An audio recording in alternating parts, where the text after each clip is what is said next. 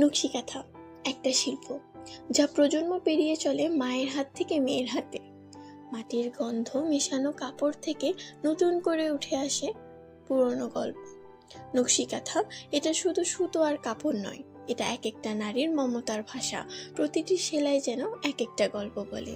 একটা নকশি কাঁথা মানে কেবল সেলাই নয়, এটি সময়ের চিহ্ন, ভালোবাসায় গড়া এক টুকরো চিরন্তন অনুভব, যে অনুভবের কোনো ভাষা নেই, তবু সে বলে ফেলে অনেক কিছুই, নিঃশব্দে, ধীরে ধীরে আর কোমলভাবে।